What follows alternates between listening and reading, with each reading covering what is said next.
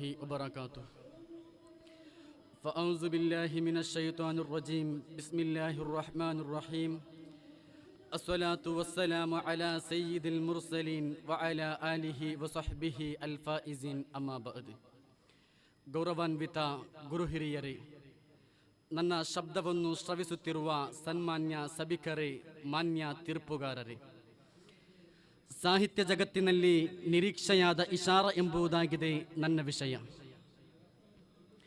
ಸುನ್ನಿ ಕನ್ನಡ ಸಾಹಿತ್ಯಕ್ಕೆ SSF ಎಂಬ ವಿದ್ಯಾರ್ಥಿ ಸಂಘಟನೆಯ ಅತ್ಯಂತ ದೊಡ್ಡ ಕೊಡುಗೆಯಾಗಿದೆ ಇಶಾರ.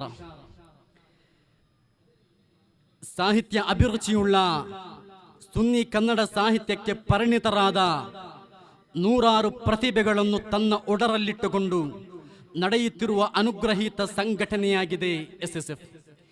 ಈ ಸಂಘಟನೆಯ ಅಕ್ಷರ ರೂಪವಾಗಿ ಇಶಾರ ಇಂದು ಪಾಕ್ಷಿಕ ರೂಪದಲ್ಲಿ ಎಲ್ಲ ಮನಗಳಿಗೂ ತಲುಪುತ್ತಾ ಇದೆ.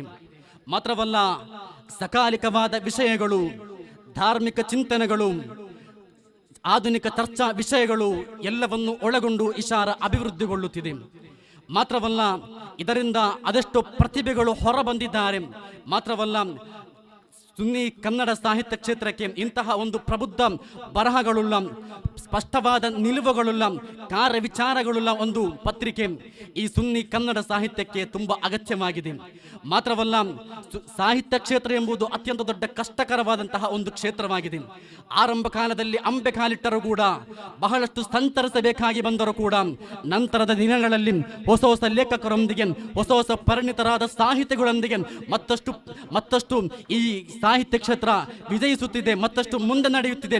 ಆದ್ದರಿಂದಲೇ ಈ ಯುವ ಸಮೂಹ ಏನೇನೋ ಅಶ್ಲೀಲತೆಗಳು ತುಂಬಿದ ಪತ್ರಿಕೆಗಳನ್ನು ಓದಲು ದುಂಬಾಲು ಬೀಳುವಾಗ ಅದನ್ನು ಓದಬೇಡಿರಿ ಎಂದು ಅವರ ಕೈಗೆ ತಲುಪಿದ ಮಹತ್ವಪೂರ್ಣ ಪತ್ರಿಕೆಯಾಗಿದೆ ಇಶಾರ. ಆದ್ದರಿಂದಲೇ ಈ ಇಶಾರ ಪತ್ರಿಕೆಯನ್ನು ಉಳಿಸಬೇಕು, ಇದನ್ನು ಪೋಷಿಸಬೇಕು. ಮಾತ್ರವಲ್ಲ, ಇತಿಹಾಸ ಘಟನೆಗಳಿರುವಂತಹ ನೈಜ ಅಹ್ಲು ಸುನ್ನತ ವಲ್ ಜಮಾಅತಿನ ವಿಷಯಗಳಿರುವಂತಹ ಒಂದು ಪತ್ರಿಕೆಯಾಗಿದೆ ಇಶಾರ. ಇದು ಇನ್ನಷ್ಟು ಬೆಳೆಯಬೇಕು. ಈ ನಾಡಿನ ಸಕಲ ಸಮಸ್ಯೆಗಳಿಗೆ ಸ್ಪಂದಿಸುವ ಒಂದು ಧ್ವನಿಯಾಗಿ, ಭವಿಷ್ಯದ ವಾಣಿಯಾಗಿ ಈ ನಾಡಿನ ಸಕಲ ಸಮಸ್ಯೆಗಳಿಗೆ ಸ್ಪಂದಿಸುವ ರೀತಿಯಲ್ಲಿ ನಾವು ಇದನ್ನು ಬೆಳೆಸಬೇಕು.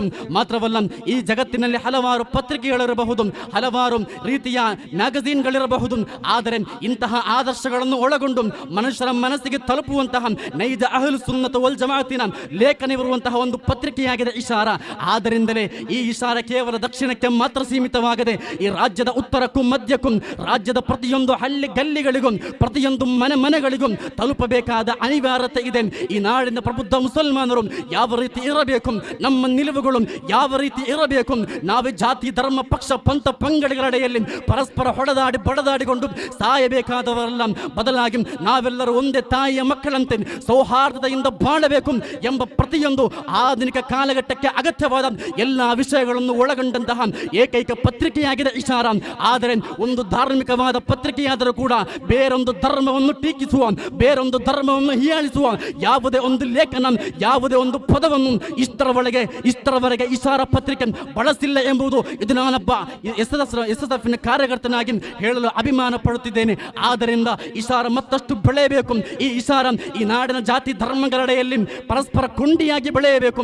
ಈ ಇಶಾರ ಕೇವಲ ಮುಸಲ್ಮಾನರು ಮಾತ್ರ ಓದುವ ಒಂದು ಪುಸ್ತಕವಾಗಿ ಮಾರ್ಪಡಬಾರದು, ಬದಲಾಗಿ ಈ ನಾಡಿನ ಪ್ರತಿಯೊಂದು ಮನುಷ್ಯನು ಕೂಡ ಇಶಾರವನ್ನು ಓದಬೇಕು, ಅದರಲ್ಲಿರುವಂತಹ ವಿಚಾರ ಜ್ಞಾನಗಳನ್ನು ಬಳಸಬೇಕು.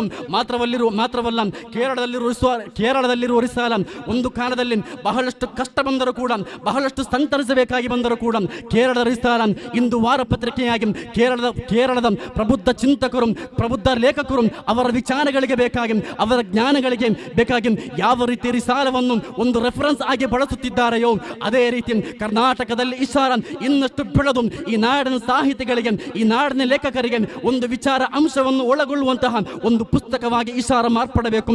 ಆದ್ದರಿಂದ ಈ ಇಶಾರವನ್ನು ಉಳಿಸಿ ಬೆಳೆಸಿ ಪೋಷಿಸಿ ಪ್ರತಿಯೊಬ್ಬನು ಓದುವಂತೆ ನಾವು ಮಾಡಬೇಕು, ಪ್ರತಿಯೊಂದು ಮನೆಯ ಟೇಬಲ್ನ ಮೇಲೆ ಇಡುವಂತೆ ನಾವು ಮಾಡಬೇಕು. ಸೃಷ್ಟಿಕರ್ತನಾದ ಅಲ್ಲಾಹನು ಅನುಗ್ರಹಿಸಲಿ ಎಂದು ಮಾತ್ರ ಹೇಳುತ್ತಾ ನನ್ನ ಮಾತಿಗೆ ಕಡಿವಾಣ. ವಾಹ್ ದಅವಾನ ಅನಿಲ್ ಹಮ್ದುಲಿಲ್ಲಾಹ್.